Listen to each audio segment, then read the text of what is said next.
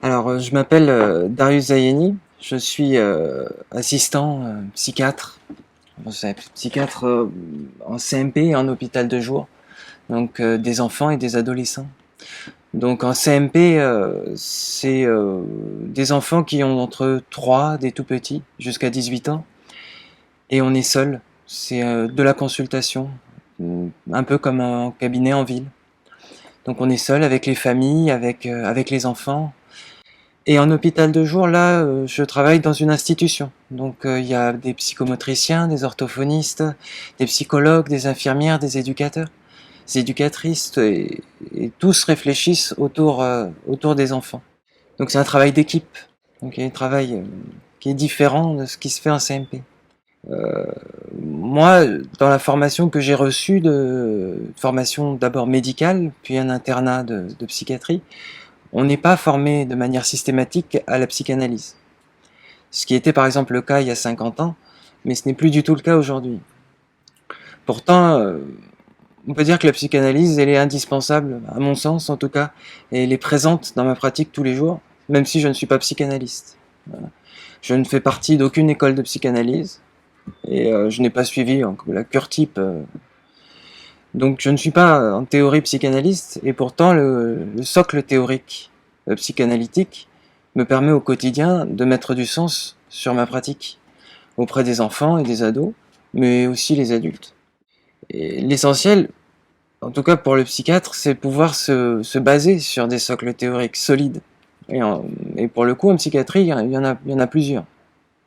Et là, récemment, ces 30 dernières années, ça a été les neurosciences qui ont un peu tout changé, qui ont changé la donne. Il y a la pharmacologie, la psychopharmacologie, avec les traitements médicamenteux qui ont toujours été là.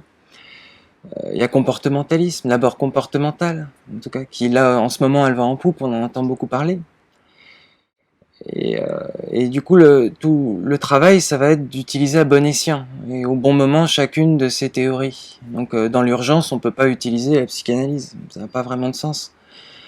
Mais dans un travail qui se fait au long cours, en consultation, là, il y a un intérêt. Et l'intérêt, je pense, c'est justement de ramener de l'humain dans la relation.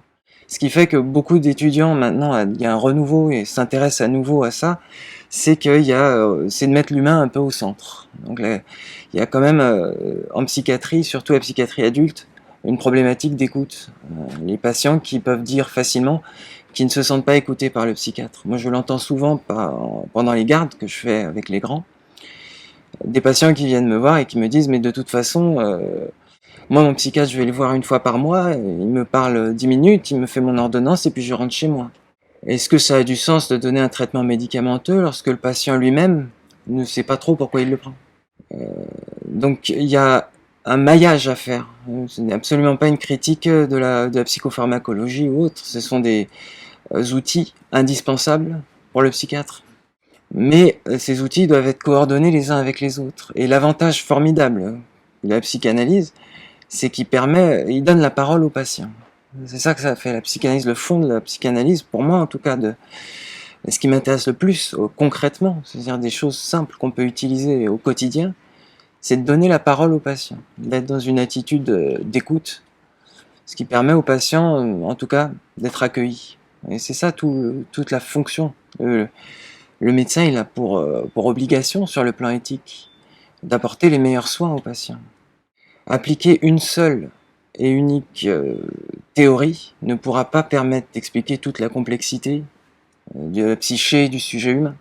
Donc si le psychiatre, son rôle, c'est de reconnaître la souffrance et d'apporter une réponse à un moment donné, il aura besoin d'utiliser plusieurs cadres théoriques. En tout cas, c'est mon point de vue, et je pense que ça peut avoir d'immenses bénéfices. Autant la psychanalyse a été dans certains excès, certains travers, lorsqu'elle était pratiquée de manière excessive, seule. Autant en ce moment, on est dans les excès du comportementalisme quand il est pratiqué seul. Mais de mélanger un petit peu tout ça, ça peut permettre d'avoir une compréhension plus large de la souffrance ou du rapport que le patient entretient au monde. Et c'est finalement ça le plus important, je pense. Parce que le patient, il ressent tout de suite si on fait semblant, si on a en tête de juste remplir un questionnaire, qu'on l'écoute pas vraiment. Et c'est la relation finalement qui va participer aussi aux soins. c'est pas que le traitement médicamenteux. Ce n'est pas que des choses qu'on va chercher à prouver de manière carrée. Il y a peut-être une partie du fonctionnement, en tout cas humain, et de son rapport au monde, qui peut-être n'a pas besoin d'être expliqué de manière aussi stricte que la preuve d'efficacité d'un traitement médicamenteux dans telle ou telle pathologie. Et ça fait voir la fonction du psychiatre un peu différemment. Le psychiatre, il n'est pas là uniquement pour diagnostiquer des maladies, mais finalement des symptômes. Et les symptômes ne rentrent pas forcément toujours dans le contexte d'une maladie. Et ça, on le retrouve beaucoup en psychiatrie de l'enfant et de l'adolescent, où finalement, beaucoup d'enfants peuvent présenter des symptômes similaires. Par exemple, un enfant qui s'agite en classe, qui n'arrive pas à rester assis, et un autre qui a le même symptôme, on va peut-être leur apposer le même diagnostic d'hyperactivité, mais le symptôme dans les deux cas n'a pas du tout le même sens. Peut-être qu'un enfant avec son histoire, avec son rapport avec sa famille, etc., n'aura pas le même symptôme à valeur de sens, et pas le même d'un enfant à l'autre, d'une personne à l'autre. C'est de remettre l'humain, donc c'est-à-dire l'individu, dans toute sa pluralité, au centre de la prise en charge. Et ça, le patient, il le sent tout de suite. Donc que ce soit son rapport au monde, son excentricité, tout ça, il faut le prendre en considération. On ne peut pas apposer un diagnostic sur quelqu'un sans rien d'autre, sans s'intéresser à son expérience subjective, à son rapport au monde. Donc au final, tout ça, ça prend quand même un peu de temps. C'est-à-dire que on ne peut pas prescrire à tout va, on ne peut pas aller trop vite, il faut mélanger un petit peu tout, mais ça prend du temps. Donc pour accueillir le patient, l'écouter, il faut créer une relation, en pensant que cette relation elle aura un intérêt thérapeutique. Et ça, il faut plusieurs séances, il faut parfois pour certains patients, il faut les voir plusieurs fois par semaine, de manière courte, ou parfois, je ne sais pas, des séances plus longues, mais plusieurs semaines d'intervalle. Et ça, la psychanalyse ou la psychiatrie s'applique dans la culture, et est bordée par les lois et dans une société qu'elle prend en compte. Et c'est dans cette société qui va un petit peu plus vite, où les moyens de communication se sont accélérés, ça devient un peu plus complexe de prendre son temps avec le patient. Parfois même, dans les hôpitaux, il est clairement explicité qu'il faut soigner de plus en plus vite. Et le psychiatre, il a cette responsabilité de soigner au plus vite, mais en même temps, s'il n'y a pas la relation, s'il n'y a pas du sens qui est mis, le soin, il ne va pas fonctionner forcément pour le patient. Le patient, lui, il s'y retrouve pas. Le patient, lui, il veut pas forcément renoncer à la psychothérapie. Peut-être que le psychiatre, il doit le faire, mais le patient, lui, ne veut pas. Et donc c'est là qu'il y a la contradiction entre toutes ces nouvelles normes sociales, on va dire, ou toute cette pression sociale qui est d'aller très vite. Il n'y a pas le temps de redoubler, il n'y a pas le temps je ne sais pas moi, de s'ennuyer, de manquer. Et c'est ça le problème. C'est ça qui fait que du coup le patient, il s'attend à ce que ça aille vite, à ce qu'on le diagnostique et qu'on le soigne. Et ça, c'est la responsabilité uniquement du médecin. On dit au patient finalement ce qu'il a un peu envie d'entendre, mais pas qu'au patient, aux hommes et aux femmes dans la société. Et ça, le rapport qu'on a aux soins psychiques a beaucoup changé du coup ces 30 dernières années. Est-ce que c'est l'essor des neurosciences? Est-ce que c'est ça? Je n'en sais rien. Mais en tout cas, ce qui est important, c'est de se dire que l'homme est au centre de la prise en charge. Et l'humain est au centre de la prise en charge. Et au final, la psychanalyse est un cadre théorique qui permet de penser ça avec rigueur. Et disons que le propre de la psychanalyse, c'est de remettre la parole au centre, mais c'est aussi d'aller travailler sur un patient, enfin, considérer le fait qu'un symptôme n'est pas le même d'un patient à l'autre, et de réhabiliter certaines fonctions. Pour moi, ce qui est le plus important, enfin, ce que ça m'a beaucoup apporté avec les enfants au quotidien, c'est de mettre le jeu, l'importance du jeu, a été réhabilité aussi par la psychanalyse. Et donc, il y a une citation de Winnicott qui est célèbre et très intéressante, c'est très simple finalement. Jouer est une thérapie en soi. Il ne faut jamais oublier que jouer est une thérapie en soi. Faire le nécessaire pour que les enfants soient capables de jouer, c'est une psychothérapie qui a une application immédiate et universelle. Ça, je trouve ça très fort comme citation, parce que est-ce qu'on peut prouver ça par des essais contrôlés randomisés? Est-ce qu'on peut prouver ça par des études de cohorte? Est-ce qu'on peut prouver ça de la même manière qu'on cherche à prouver qu'un médicament est efficace dans la dépression, par exemple? Est-ce que c'est possible? Et est-ce que ça a réellement un intérêt dans la pratique au quotidien pour accompagner les patients? Je ne pense pas. Et le patient qui est en souffrance, lui, s'en moque. Ce qu'il veut, finalement, c'est d'avoir ce sentiment d'être entendu et que sa souffrance a été comprise quelque part. Et que du coup, le traitement, il rentre dans ce contexte, quel qu'il soit, que ce soit médicamenteux, comportementaliste, qu'on veut. Et ça, dans la pratique au quotidien, c'est très percutant parce qu'un enfant qui est hospitalisé, qui perd tous ses repères, et qui là retrouve un jeu de société qu'il avait chez lui, qui retrouve peut-être une console de jeu, un ordinateur, et que tout le service a un rapport positif à cet objet. On lui dit, bah viens, on fait une partie de jeu de société tous ensemble. Bah là, l'adolescent ou l'enfant sera beaucoup plus facile d'accéder à son monde interne que dans un bureau ou dans une pièce toute blanche, formatée, où on lui pose des questions. C'est beaucoup moins intrusif. Et ça sera beaucoup plus simple pour lui de libérer sa parole. Et finalement, c'est ça, tout l'enjeu de la psychanalyse, c'est faire tout ce qu'on peut pour libérer et donner la parole, la remettre au centre. Et ça, je pense que c'est essentiel et qu'on en a particulièrement besoin aujourd'hui, dans un contexte où la psychiatrie, on dit partout qu'elle va mal. Et peut-être qu'elle va mal parce que la parole, elle n'est plus vraiment au centre. C'est la technicité qui est peut-être un peu venue au milieu, quoi, prend toute la place. Et du coup, dans ce contexte-là, c'est intéressant de se dire que, enfin, je pense en tout cas que la psychanalyse a énormément changé. La psychanalyse d'aujourd'hui n'a plus grand-chose à voir, à mon sens, hein, avec celle de Freud. Moi, ce que je fais, ce qui a un intérêt au quotidien avec les enfants, pour moi, c'est le jeu. Et le jeu, plus particulièrement le jeu vidéo. Et c'est là que la psychanalyse a pu apporter des éclairages qui, à mon sens, sont majeurs. C'est-à-dire que aujourd'hui, un psychiatre, il a ses référentiels théoriques, et pour comprendre le rapport au jeu des adolescents, aux jeux vidéo, ces référentiels théoriques vont lui apporter quoi? Que le jeu vidéo est un objet addictif.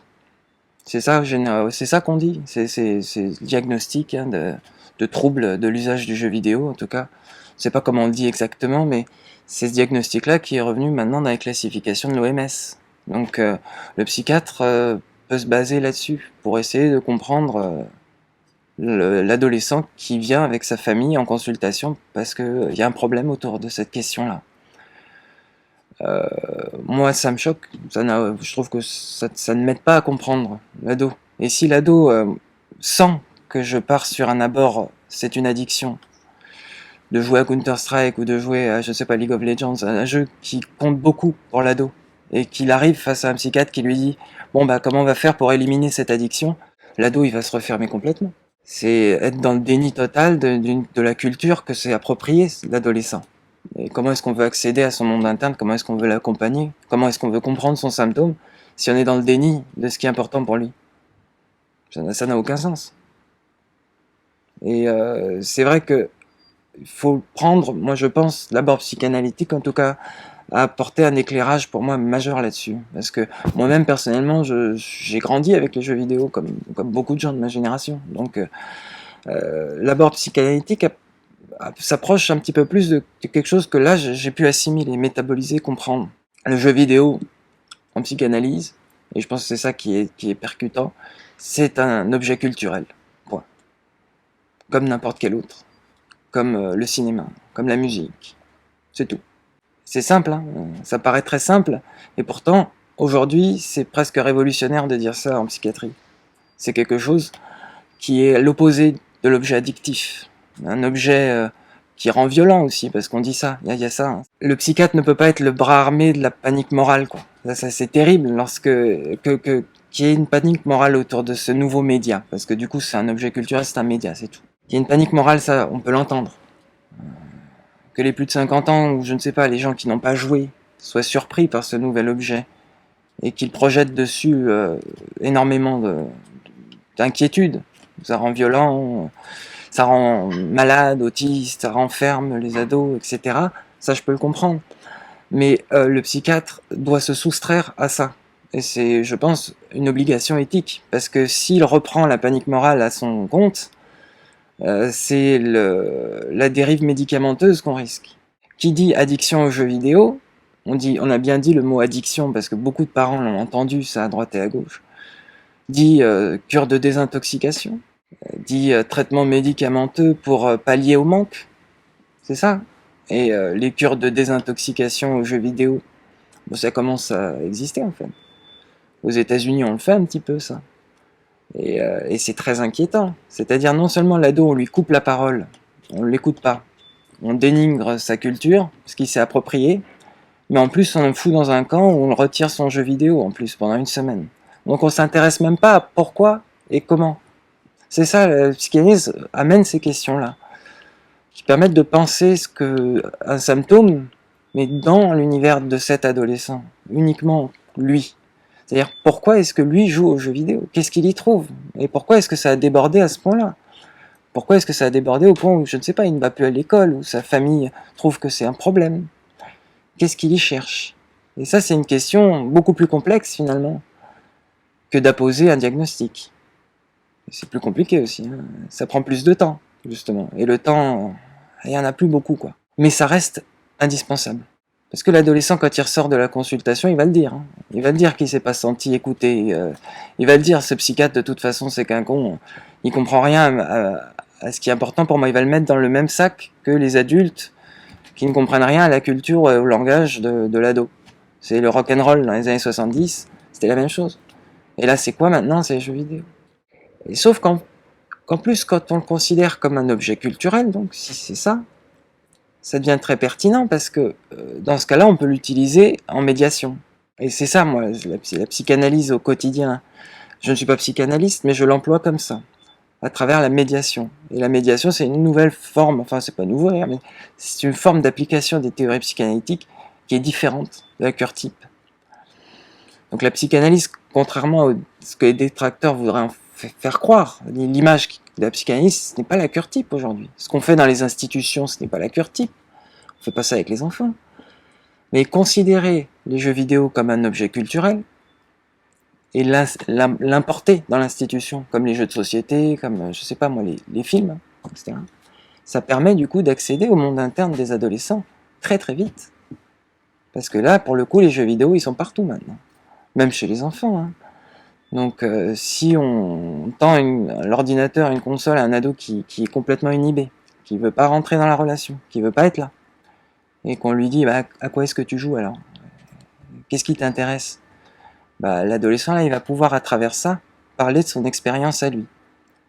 Et puis si on peut lui proposer la médiation aux jeux vidéo, et que là, on est avec lui, et qu'il y a quatre autres adolescents qui jouent tous ensemble à un jeu qui est chargé de sens, qui est chargé de mythologie, je ne sais pas, de contes, parce que les jeux vidéo c'est ça aussi, il y a de la narration, il y a un scénario, c'est ces jeux-là sur lesquels on focalise. Parce que lorsqu'on dit le jeu vidéo, il y a aussi tout ce qu'il y a ça peut être le reflet d'un fonctionnement interne qui est pathologique, ça peut être le reflet d'un ado qui va pas bien aussi. De faire des jeux, je ne sais pas, en boucle, sans narration, sans scénario, sans créativité. Ça représente aussi une impasse. Mais là, ce qu'on leur propose en médiation, c'est pas ça.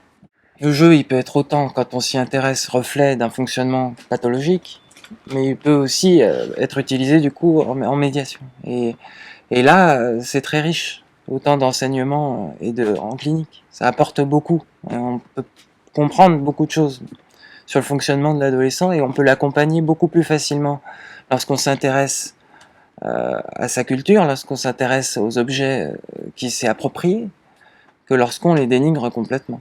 Et donc finalement c'est un peu ça le challenge de la psychiatrie aujourd'hui, c'est d'assimiler tous ces courants théoriques, de les digérer. Et ça c'est compliqué parce que il y en a beaucoup, et ils ont tous apporté énormément à la psychiatrie, mais les utiliser de manière seule, sans les inclure les unes dans les autres, ça mène à une impasse.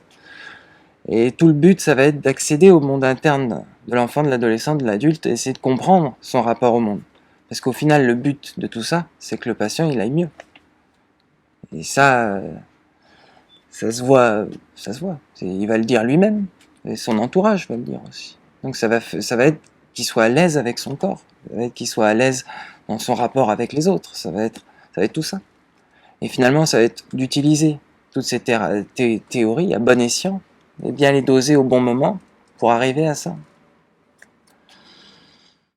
Donc le jeu convient autant aux enfants, aux adolescents, aux adultes, hein, mais aussi aux parents.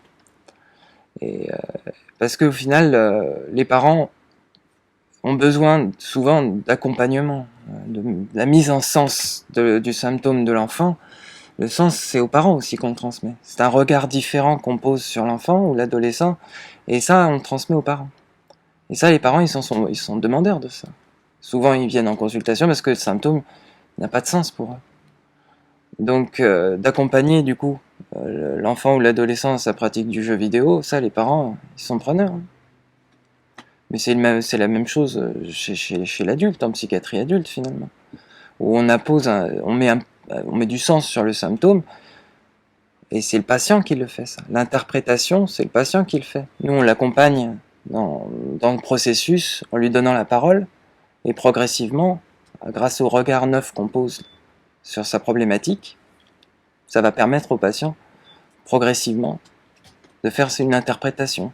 Et un comportement qui cherchait une issue, qui était répétitif, va se transformer en un message qui a du sens. Et ça, pour ça, c'est les qualités humaines et éthiques des soignants qui sont au centre. Et donc, ce qui est l'essentiel, c'est toutes ces théories et les qualités humaines pour les valider et les pratiquer au quotidien. Donc, pour conclure,